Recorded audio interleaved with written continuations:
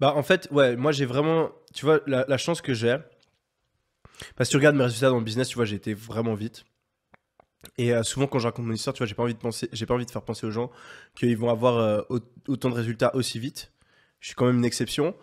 Euh, Premièrement, parce que j'ai eu de la chance. Deuxièmement, parce que j'étais obsédé dans le business et que quand j'ai vu que je pouvais réussir, mec, j'ai tout donné, tu vois. Et troisièmement, parce que en réalité, mon parcours dans le business, je l'ai commencé bien avant. Je l'ai pas commencé à ce moment-là, tu vois. Moi, ça faisait quand même, tu vois, quand j'étais dans cette phase de zombie, je lisais des livres, tu vois, je regardais des vidéos sur YouTube. Et donc, il y avait plein de concepts. Ou même, tu vois, le Tai Lopez, avant d'acheter sa formation, j'ai regardé toutes ces vidéos qui existaient gratuitement, tu vois. Et il y avait donc plein de concepts que je connaissais déjà. Quand je me suis lancé dans le drop à l'époque et puis par la suite dans l'e-commerce, il y avait plein de concepts que je connaissais déjà. Et typiquement, je savais, j'ai pas fait l'erreur du type qui veut tout trop bien faire au début. Tu vois, ma première boutique, j'étais là, je la fais juste pour apprendre. Tu vois, j'avais ce concept de il faut passer à l'action, t'en bats les couilles si tu fais faux, si tu perds un peu d'argent, c'est pas grave, c'est un investissement, tu vas le retrouver derrière. Et tu vas pas apprendre juste en lisant, tu vois, en regardant la formation et en prenant des notes, tu vois. Donc je regardais la formation et je faisais tout en parallèle, tu vois. Donc ma première boutique, je savais qu'elle allait pas fonctionner, tu vois, je m'en foutais. Donc j'ai fait mes premiers tests sur ma première boutique, j'ai fait une petite vente, machin, je l'ai fermée, j'ai fait la deuxième, tu vois, genre mes trois premières boutiques, je les ai faites en 2 semaines. Donc j'avançais super vite et j'étais super efficace et j'étais pas du tout perfectionniste, ce que beaucoup de gens sont quand ils commencent. Donc du coup, ben ouais, j'avais déjà fait ces premières expériences un peu sur mes premières boutiques qui n'avaient pas fonctionné. Et donc ma première boutique, ben tu vois, dès que je suis rentable, moi je scale. Donc je scale et j'ai pas scalé comme un bourrin, j'ai scalé petit à petit. Mais ouais, vraiment, tu regardes les résultats. Le mois il commence à zéro et il finit à genre un peu plus de 800 euros, je crois, presque 1000 euros. Et vraiment, ça croît un peu tous les jours, tu vois, ça fait comme ça. Et je me rappelle, tu vois, j'étais avec mon ex à l'époque. Je me souviens tous les jours, j'allais vers elle. J'étais là, oh, regarde, aujourd'hui, 200 balles, oh, regarde, 300 balles. Et j'allais vers mes potes, j'étais là, oh, regarde, j'ai fait une vente, tu vois. Et c'était trop le kiff. Genre, c'est une des meilleures périodes de ma vie. J'étais là, waouh, c'est trop stylé. J'ai découvert, genre, je vais changer ma vie, tu vois. Et à l'époque, tout le monde s'en battait les couilles. Moi, j'étais tellement content, tu vois. Et tout le monde était là, mais qu'est-ce que j'en ai à foutre de ton petit truc? Genre, ah, t'as gagné, tu vois, je faisais 200 balles de chiffre d'affaires, j'ai gagné 40 balles, tu vois, Hmm. ils en avaient rien à foutre. Ah, parce qu'il Genre, calcule que c'est 40 balles que tu faisais en ligne sur, sur une shop que tu veux te lancer sur des produits qui te coûtaient pas grand chose, quoi. hein, pardon? Parce qu'ils se rendaient pas compte justement que c'était Ah, mais 40 balles ils voyaient pas en que c'est le ligne début. sur un truc en mode. Ouais, non, ils se disaient, ah, c'est ton petit site et tout, machin, tu vois. Et surtout à HEC, tu vois, moi, j'étais là, mais les gars, vous vous rendez pas compte, c'est une opportunité de ouf. Lancez-vous, lancez-vous, lancez-vous. J'ai dit ça à, je pense, une dizaine de personnes. Et ben, il y a Cédric, même Cédric, tu vois, il s'est pas lancé avec moi sur l'e-com. Lui, il s'était arrêté à l'agence. Donc, on a arrêté l'agence et du coup, lui, il s'était reconcentré sur ses études, tu vois. Donc là, je me lance tout seul. Puis ensuite, après, avec un de mes autres associés, Théo. Mais ouais, tous les autres personnes, à part Théo, à qui j'ai montré et parlé de ça, ils se foutaient de ma gueule. Ils étaient là, ah ouais, c'est cool, tu vois. Mais tu vois dans leurs yeux qu'ils sont là, les gars, les cons, tu vois, ils perdent son temps, tu vois.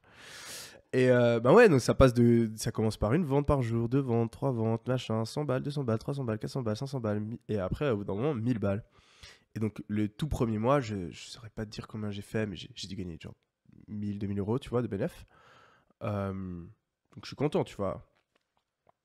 Mais le mois d'après, je fais 14 000 euros de bénéf. Et là, tu vois, je suis là, ah, je gagne plus que mes deux parents. Je gagne plus que mes profs. Et tout ça, je l'ai fait en travaillant 1 heure par jour. 1 heure par jour, depuis mon ordi, en rentrant des cours, parce qu'à l'époque, j'avais un emploi du temps de ouf. Je me réveillais à 8 heures, j'allais à l'uni, j'avais les cours jusqu'à 16 heures. 16 heures, 20 heures bibliothèque pour réviser. Ou pour travailler en tant qu'assistant pour mes profs. J'avais deux emplois d'assistant, donc j'avais un emploi, l'équivalent d'un emploi à 40%, les études, donc les cours, la bibliothèque. Je vivais tout seul chez moi, donc je devais me faire manger, je devais faire ma lessive, je devais tout gérer moi-même. Et j'organisais des soirées en boîte de nuit. Et ben, je lançais mon business. Donc, enfin, physiquement, dans la journée, tu vois, si j'ai envie d'avoir 8 heures de sommeil pour avoir une bonne mémoire, bien travailler à l'uni, ben, j'avais 1 heure, 1 heure et demie. Et bah ouais, je suis monté et encore après beaucoup plus. Mais là, tu vois, genre en l'espace de 2 mois, je me lance dans l'e-com et ouais, je suis à 14 000 balles de bénéfices 2 mois plus tard. Avec la même boutique? Ou t'as changé? Ouais, c'est la même. Ok. Ouais. Et donc là, ouais, là, ça va bien. Il y a un jour où je me rappelle, je fais 15 000 balles en un jour. Et là, je pète un câble. Ouais, donc dans ce deuxième mois, je fais 15 000 balles en un jour. C'était Black Friday. Et là, je découvre un nouveau truc.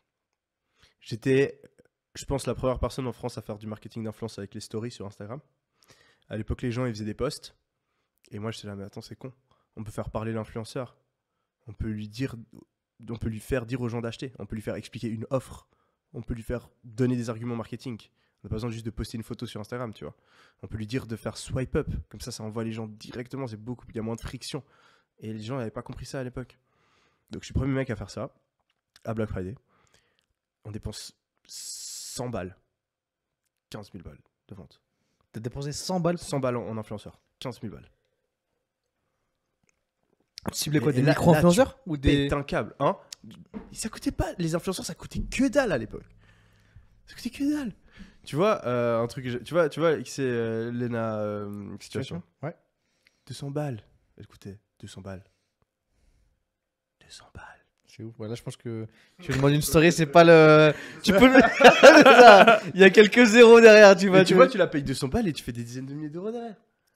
Et tu vois, personne savait, personne connaissait ça. J'ai trouvé ça tout seul comme un con. Tu vois, j'étais sur Insta, tu vois, je vois des influx. Tu vois, à l'époque, ils faisaient que des pubs pour des grandes marques ou quoi. Ou tu vois, et vraiment, c'est pubs vraiment en format photo. Et tu vois, je trouve ça un petit peu par hasard. Je me dis, tu vois, la vraie histoire, c'est que c'était Black Friday. Et sur Facebook Ads, tu peux pas, genre, tu vois, tu dépenses 300 euros de pub par jour. Tu peux pas mettre 3000, tu vois, ça va pas marcher. Mais moi, j'étais là, attends, Black Friday, les gens, ils ont envie d'acheter. Il faut que je puisse, tu vois, faire un grand coup, tu vois. Et c'est pour ça que je me suis tourné vers les influenceurs. Et c'est pour ça que j'ai eu l'idée de faire une story. Et on fait ça un petit peu par hasard. Et je me souviens, tu vois, genre le matin, on se réveille. La promo, elle partait, tu vois, le jour de Black Friday. T'as un influx, il passe genre à 10h, tu vois. Et moi, je crois que j'étais sorti en boîte. Je pense que j'avais une de mes soirées le jour d'avant. Donc, je me réveille à 10h. Tu sais pourquoi je me réveille? Parce que ça fait dring, dring, dring, dring, dring, dring, dring. Et genre, vraiment, hein, dring, dring, dring, dring, il y avait genre 10 ventes par minute, même peut-être plus. Et mon téléphone, la batterie tenait pas. Tellement ça faisait du bruit. Tu vois, moi, je laissais, ça me faisait marrer. Le téléphone éteint en 30 minutes. Genre, pétage de plomb. Et j'appelle mon associé, il dormait, Théo. Je le réveille, je le rappelle. Et là, on regarde le truc, on est là. Ah, attends. Là, on s'est réveillé. Depuis le moment où on s'est réveillé, on a gagné 3 000 euros. 4 000. 5 000. Et tu vois, quand t'es un mec qui a galéré, tu vois, t'as réussi à économiser peut-être 2000 balles depuis que t'es gamin et tout, et tu gagnes la même chose en l'espace de 2 heures, tu pètes un câble, tu vois. Et c'est là que tu comprends ce que c'est le business.